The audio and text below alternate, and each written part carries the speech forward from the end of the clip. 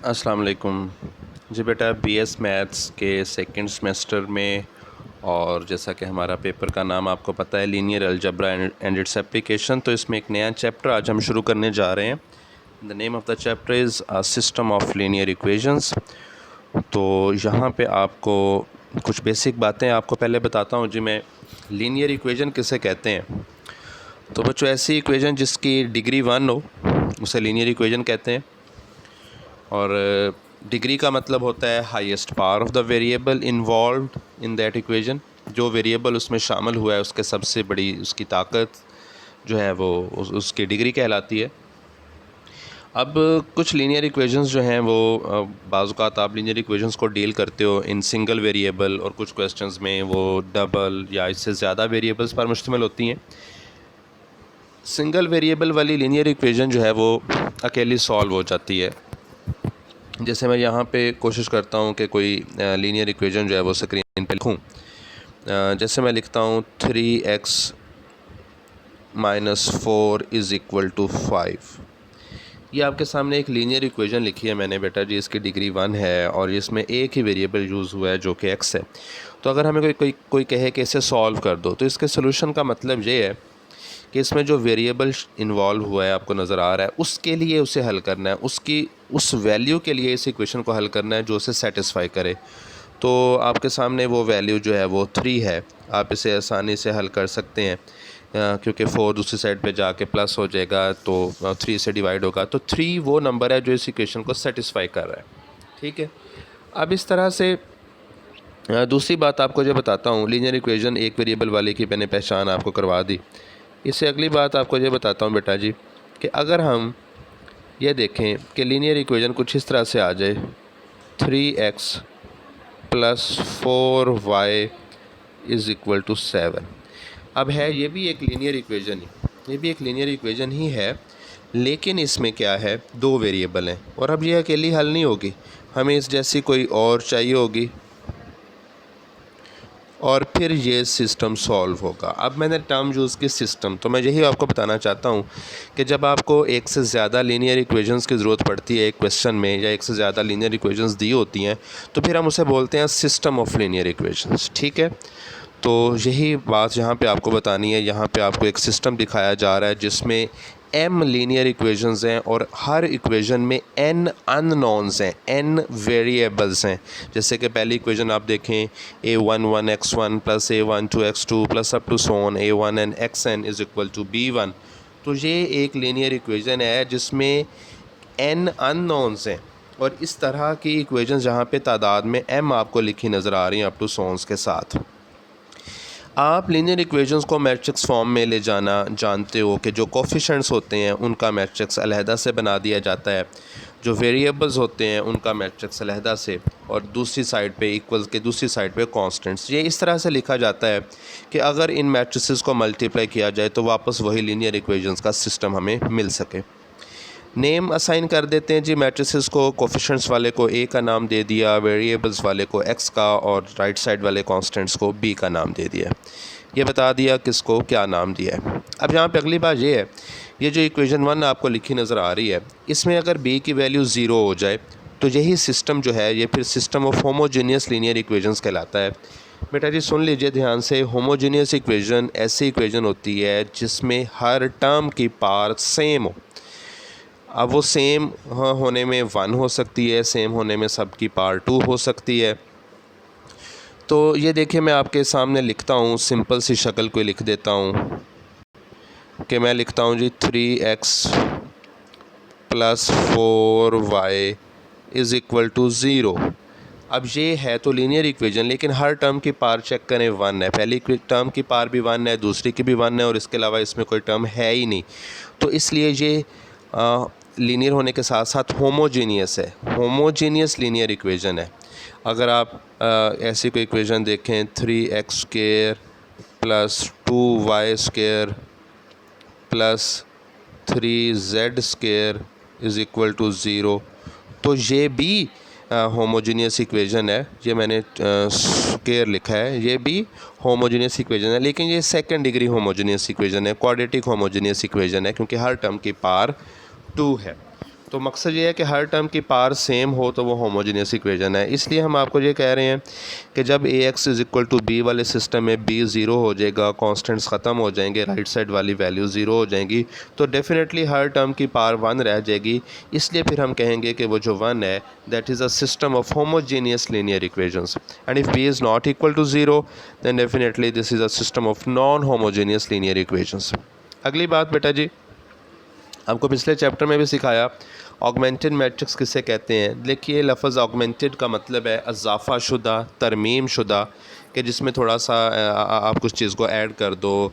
तो जैसे आप अभी पीछे आपने देखा कि ये ए मैट्रिक्स है और बी जो है हमारा मैट्रिक्स ही ऐसा है कि सिंगल कॉलम वाला है, यूँ कह लें कि ये कॉलम मैट्रिक्स है।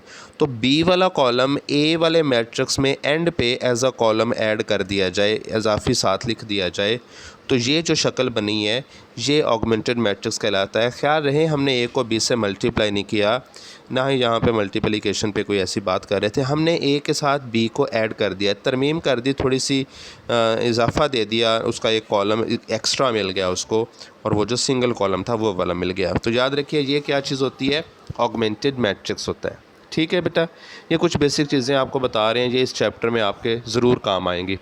आगे कुछ डेफिनेशंस की तरफ बढ़ते हैं। कंसिस्टेंट सिस्टम क्या होता है और इनकंसिस्टेंट सिस्टम क्या होता है। कुछ ज़्यादा मुश्किल बातें नहीं हैं ये भी। A system of equations ax is equal to b is said to be consistent if this system has a solution। अगर किसी सिस्टम का सोल्यूशन मिल रहा हो, आप उसे हल कर पा रहे हो, उसमें जो अननोन्स हैं उनकी वैल्यूज़ आप निकाल पा रहे हो, और वो आर्बिट्रेरी सोल्यूशन ना हो, वो पेट वैल्यूज़ हों, तो हम कहते हैं कि उस सिस्टम का जो सोल्यूशन है वो कंसिस्टेंट है, वो सिस्टम कंसिस्टेंट सिस्टम है। ठीक है जी। और इसके बरक्स दूसरी बात कि अगर किसी सिस्टम का सोल्यूशन एग्जिस्ट नहीं करे, हम कहेंगे has no solution, then we say system is inconsistent. ये आपको क्वेश्चंस के साथ आगे बता देंगे। अब जो हमने अभी बात की कि सोल्यूशन एग्जिस्ट करता है या नहीं करता, ये पता कैसे चलेगा, कैसे कंफर्म होगा, तो ये दोनों सिस्टम्स का आपको अलग से बताते हैं। पहले बात करते हैं नॉन होमोजीनियस वाले की, A X is equal to B, जिसे हम कहते हैं। तो बेटा पिछले चैप्टर में हमने रैंक की टर्म को अच्छे से इस्तेमाल किया और इसको इवन सिस्टम का रैंक निकालना सीखा, रिड्यूसिंग करने के तरीके से भी, और इन टर्म्स ऑफ डिटर्मिनेंट्स भी हमने ये तरीका सीखा। तो अगर ए बी का रैंक, अब ए बी कौन है, अभी थोड़ी देर पहले मैंने आपको बताया ये वो ऑगमेंटेड मैट्रिक्स है, जब बी वाला कॉलम साथ अटैच हो गया था। तो जब ए बी का रैंक ए के रैंक के बराबर रहेगा, if rank of A B is equal to rank of A, then will say solution exist, the system has a solution. ठीक है जी, ये कंडीशन है चेक करने के लिए कि सोल्यूशन एग्जिस्ट करता है या नहीं। तो रैंक ऑफ ए बी का रैंक ऑफ ए के बराबर आना, इस सूरत में हम क्या कहते हैं कि सिस्टम का सोल्यूशन एग्जिस्ट करता है। अब ये बात हमेशा होल्ड करेगी in case of homogeneous linear equation system पे, क्योंकि A X is equal to zero है, तो वो ऑगमेंटेड मैट्रिक्स में और उसमें कोई फ़र्क ही नहीं है। तो ए बी का रैंक डेफिनेटली ए के रैंक के हमेशा ही इक्वल रहेगा। तो इसलिए हम कह सकते हैं कि जो हमारे पास होमोजेनियस इक्वेशंस का सिस्टम है उसका ज़रूर सोल्यूशन होता है, उसमें कोई ऐसी कंट्राडिक्शन वाली बात नहीं होती। दो टर्म्स मज़ीद जी, ट्रिवियल और नॉन ट्रिवियल सोल्यूशन किसे कहते हैं। तो बेटा देखिए अभी मैंने आपको बताया कि होमोजेनियस इक्वेशन क्या होती है। होमोजेनियस इक्वेशन की एक ख़ासियत मैं आपको ये बता दूं कि इनके बाकी जो भी जवाब होंगे वो अलग बात है, लेकिन एक सलूशन इनका ऐसा है जो हर पार्ट के लिए कॉमन है, ज़ीरो ज़ीरो। देखिए अगर आपके पास मैं यहाँ पे कोशिश करता हूँ एक लीनियर इक्वेशन लिख दूँ, और वो भी 3 वेरिएबल वाली लिख दूँ। जैसे मैं लिखता हूँ 3x + 4y + 5z is equal to zero. ये आपके सामने मैंने एक होमोजीनियस लीनियर इक्वेशन लिखी है। ठीक है, अब देखिए इस तरह की दो और होंगी तो वो सिस्टम को आपने डील करना है, लेकिन मैं यहाँ पे एक सेट लिखता हूँ 0 0 0। तो ये x की वैल्यू 0, y और z की भी वैल्यू 0, ये एक ऐसा सेट है, ये पॉइंट्स का एक ऐसा सेट है जो हर होमोजेनियस लीनियर इक्वेशन को सेटिस्फाई करता है। ठीक है, समझ आ रही है। एक्चुअली हम आपको बताना चाह रहे हैं कि ट्रिवियल और नॉन ट्रिवियल सोल्यूशन का फ़र्क। तो ट्रिवियल सोल्यूशन में यहाँ पे यही लिखा है, if x is equal to 0 is the solution of the system A X is equal to 0 then such solution is called trivial solution. यानी कि ये जो भी मैंने आपको बताया कि ये वो वाला सेट होगा पॉइंट्स का जो हर किस्म की लीनियर होमोजेनियस इक्वेशन को सेटिस्फाई करता है। तो ये सॉल्यूशन को हम ख़ास टैग देंगे कि ये ट्रिवियल सॉल्यूशन है। Any other solution is called non trivial solution. x is equal to 0 के अलावा कोई और सॉल्यूशन जैसे हम बाकी सॉल्यूशंस निकालेंगे तो वो नॉन ट्रिवियल सॉल्यूशंस कहलाते हैं। आई होप ये पॉइंट आपको क्लियर हो गया होगा। प्रॉब्लम हो तो आप क्लास में पूछ लीजिएगा, मज़ीद इस पर बात कर लेंगे। अब आते हैं जी हमारे सिस्टम में, हमारे इस चैप्टर में दो मेन मेथड्स बेटा जी यूज़ हो रहे हैं, गाज़ मेथड और गाज़ जॉर्डन मेथड, ये आगे लिखा हुआ है। तो मैं इनके बारे में थोड़ा सा बता दूं तो ये एक मैथमेटिशियन है जी, कार्ल फ्रेडरिक गाज़ जो है ये 18th सेंचुरी में तकरीबन 1810 में इन्होंने ये मेथड इंट्रोड्यूस करवाया सिस्टम ऑफ लीनियर इक्वेशंस को सॉल्व करने के लिए। और इन्होंने कहा जी कि इस मेथड से आप सॉल्व कर सकते हैं आसानी से सिस्टम ऑफ लीनियर इक्वेशंस को, मतलब आप उनके सॉल्यूशंस को जो है वो आसानी से अचीव कर सकते हैं। इसमें इन्होंने ऑगमेंटेड मैट्रिक्स को या सिंपल ए को इस्तेमाल किया रिड्यूस करने के लिए। रिड्यूसिंग से आप वाकिफ़ हैं, इसमें आपने गाज़ मेथड में इसे गायजन मेथड भी कहते हैं कुछ ऑथर्स और गाज़ मेथड भी कहते हैं। तो इसमें बेटा जी सिस्टम को रिड्यूस करना होता है आपको एचिलन फॉर्म में। ये पिछले चैप्टर में हमने बड़ी डिटेल से सीखा है एचिलन फॉर्म क्या है। तो जो हमारा गिवन सिस्टम होगा, चाहे वो ऑगमेंटेड मैट्रिक्स है जैसे अकेला मैट्रिक्स ए है, हम उसे क्या करेंगे, बात को गौर से सुनिए, रिड्यूस करेंगे किस शक्ल में, एचिलन फॉर्म में। एचिलन फॉर्म से आप वाकिफ़ हैं। अच्छा, इसको रिड्यूस करने में कौन कौन से ऑपरेशन अलाउड होते हैं या कौन से ऑपरेशन यूजुअली इस्तेमाल किए जाते हैं वो ज़रा मैं आपको बता दूं। इसमें स्वैपिंग ऑफ टू रोज़ का ऑप्शन होता है कि आप दो रोज़ को स्वैप कर सकते हो, मीन इंटरचेंज कर सकते हो, रिप्लेस कर सकते हो एक दूसरे के साथ। उसके अलावा आपके पास एक ऑपरेशन होता है जी multiplying a row by a non zero number, कि आप किसी रो को ज़रूरत पड़ने पे किसी नॉन ज़ीरो नंबर से मल्टीप्लाई कर सकते हो। और नंबर 3 पे और आलमोस्ट लास्ट नंबर पे जो ऑपरेशन है वो ये होता है कि आप ऐड कर सकते हो a multiple of one row to another, adding a multiple of one row to another, कि एक रो को किसी नंबर से मल्टीप्लाई करके दूसरी रो में ऐड कर सकते हैं। तो बेटा जी ये 3 ऑपरेशंस मैंने बताए हैं, मेजर यही ऑपरेशंस हैं, इन्हीं को मॉडिफाई किया जाता है बाज़ जगह पे। फिर से सुन लें, स्वैपिंग ऑफ टू रोज़, उसके बाद multiplying a row by a non-zero number, and number 3 adding a multiple of one row to another। अच्छा, जब हम मैट्रिक्स को, ऑगमेंटेड मैट्रिक्स को या सिंपल कोफिशिएंट्स वाले मैट्रिक्स ए को रिड्यूस कर चुके होते हैं एचिलन फॉर्म में, तो हमें फिर से जो है वो इक्वेशंस का एक सेटअप मिलता है। और यहाँ पे इस मेथड के इस्तेमाल के बाद हमें फ़ौरन से सलूशन नहीं मिल जाता, बल्कि हमें एक और तरीका इस्तेमाल करना पड़ता है आगे, जिसका नाम है backward substitution method. Backward substitution method मैं आपको क्वेश्चंस के साथ थोड़ा इस्तेमाल करके बता दूंगा, कोई ज़्यादा बड़ी बात नहीं है, बस एक वैल्यू मिली उससे पिछली इक्वेशन में दर्ज करना है, दो मिल गई दोनों को उठा के उससे पिछली वाली इक्वेशन में दर्ज कर देना है। इसी काम को बैकवर्ड सब्स्टिट्यूशन मेथड कहा जाता है। तो ये मेथड ऑपरेशंस लगाना आपने सीखे हुए हैं, मुश्किल चैप्टर नहीं है, आपको कोई प्रॉब्लम नहीं आएगी। और थोड़ा सा डिस्कस कर लेते हैं गाज़ जॉर्डन मेथड के बारे में। तो जो मेथड यूज़ किया जी इन्होंने अपना फ्रेडरिक गाज़ ने, तो एक और मैथमेटिशियन ने, इन्होंने इसमें थोड़ी सी तरमीम की और मॉडिफाई किया इसको। ये विल्हेम जॉर्डन थे जी, उनके नाम से फिर इसे कहा जाने लगा गाज़ जॉर्डन मेथड या गाज़िज़ जॉर्डन एलिमिनेशन मेथड। तो इस मेथड में वो क्या कहते हैं कि आपके पास जो ऑगमेंटेड मैट्रिक्स है या simple coefficients of matrix A है, तो आप उसे कहता है रिड्यूस कर दें रिड्यूस्ड एचिलन फॉर्म में, सीधा ही आप उसे ले जाएं कहाँ, रिड्यूस एचिलन फॉर्म में। थोड़ा सा मैं बता दूं, एचिलन और रिड्यूस एचिलन फॉर्म को सादा लफ्ज़ों में हम ये कहते हैं कि अपना पिवट 1 बनाते जाएं, और अगर उसके सिर्फ नीचे ज़ीरो कर रहे हो, ऊपर ज़ीरो नहीं कर रहे, तो आप एचिलन फॉर्म की तरफ मूव कर रहे हैं। और अगर आप हर पिवट के नीचे भी और ऊपर भी ज़ीरो करते जा रहे हो, तो आप रिड्यूस्ड एचिलन फॉर्म की तरफ जा रहे हो। गाज़ी जॉर्डन मेथड का इस फ़ायदा कुछ ये है कि इससे डायरेक्ट सोल्यूशन मिल जाते हैं। 3 ही वेरिएबल, जितने वेरिएबल्स हों वो बचते हैं, और राइट साइड पे उतने जो है कॉन्स्टेंट नंबर्स आए होते हैं जो उनके जवाब होते हैं। तो बैकवर्ड सब्स्टिट्यूशन मेथड नहीं लगाना पड़ता। इस बात को जहन में रखें कि आप एक ही क्वेश्चन को दोनों मेथड से चाहे हल कर लें, आपका जवाब एग्जैक्टली सेम आना चाहिए, इसमें कोई फ़र्क नहीं होता।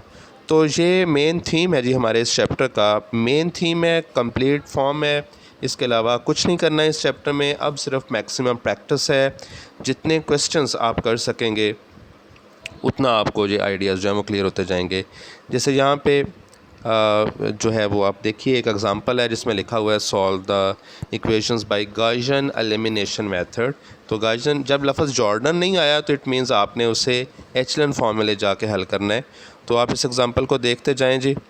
ऑगमेंटेड मैट्रिक्स बनाना है, आप उसे रिड्यूस करना शुरू कर दिया। ये काम सारा जी आपको सिखाया हुआ है बच्चों जी, आपकी प्रैक्टिस आपको करनी पड़ेगी, रिपीट करना पड़ेगा और कीजिए। कहीं प्रॉब्लम हो तो मुझे ज़रूर बताइए। अच्छा, यहाँ पे एंड पे आके चेक करना है।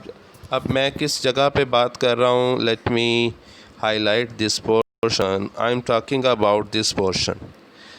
हम यहाँ तक आगे जी रिड्यूस करते करते एचलन फॉर्म में रिड्यूस किया हमने। पहला एलिमेंट 1 बना के उसके नीचे 0, सेकंड रो का पहला नॉन ज़ीरो एलिमेंट 1 बना के उसके नीचे 0, इसी तरह से थर्ड रो पे 1 ले आए। इससे आगे ये काम जो है ज़रूरत नहीं थी करने की। अब यहाँ पे आके हमने चेक करना है रैंक। तो ए बी का रैंक क्या है, ये पूरे इस मैट्रिक्स का रैंक चेक कर लें। रैंक किसे कहते हैं, नंबर ऑफ़ नॉन ज़ीरो रोज़। जैसे कि इस वक्त तीनों रोज़ नॉन ज़ीरो हैं, सो इसका रैंक 3 है। अब जब आपने सिर्फ ए का रैंक देखना है तो आप इस लाइन को इग्नोर कर दें। ये इसकी वजह से बी बना था, इससे थोड़ी देर के लिए जैसे मैं छुपा रहा हूँ। तो अब आप देखें, अब ये जो हिस्सा नज़र आ रहा है वो ए है, तो ए का रैंक भी 3 ही है, ए की नॉन ज़ीरो रोज़ भी 3 हैं। तो इस तरह से आपको डिसाइड हो गया कि rank of A B is equal to rank of A. It means solution of this system exist, कि सिस्टम का सोल्यूशन एग्जिस्ट कर रहा है और ये कंसिस्टेंट सिस्टम है। अब सोल्यूशन निकालना कैसा है, थोड़ा सा जी मैं इस चीज़ की आपको प्रैक्टिस करवाता हूँ। ये देखिए, मैट्रिक्स से वापस इक्वेशंस की शक्ल में आना। जैसे आप इक्वेशन से मैट्रिक्स की शक्ल में गए थे, तो जहाँ से पहले वाला जो कोफिशिएंट है ये x1 का है। मैट्रिक्स को गौर से देखें, पहली रो में 1 -1 2 0 है, तो 1 किसका कोफिशिएंट है, x1 का, -1 x2 का, 2 x3 का और इक्वल टू 0। तो इक्वेशन बन जाएगी x1 - x2 + 2x3 is equal to 0। दूसरी रो पे आएँ, पहला कंपोनेंट 0 है, आप उस पर बात ना करें, x1 ख़त्म है यहाँ पे। तो आप शुरू करें, x2 - 4x3 is equal to 3 हो गया और नंबर 3 पे x3 इज इक्वल टू 1 आ गया जी। तो यहाँ अब आपको बताएंगे कि बैकवर्ड सब्स्टिट्यूशन मेथड क्या है। देखिए, आपको x3 की वैल्यू डायरेक्ट मिल गई है, ये इक्वेशन नंबर 3 है। आप इसे पीछे इक्वेशन नंबर 2 में दर्ज करें तो उससे आपको x2 की भी वैल्यू मिल जाएगी। अब वो x2 वाली वैल्यू भी और x3 वाली वैल्यू भी आप दोनों उठा के उससे पिछली वाली इक्वेशन यानी कि 1 में दर्ज करेंगे तो आपको x1 की भी वैल्यू मिल जाएगी। तो ये एक्चुअली बैकवर्ड सब्स्टिट्यूशन मेथड है जो आम कैलकुलेशन से रिलेटेड है और इसमें कोई इतनी मुश्किल बात नहीं है।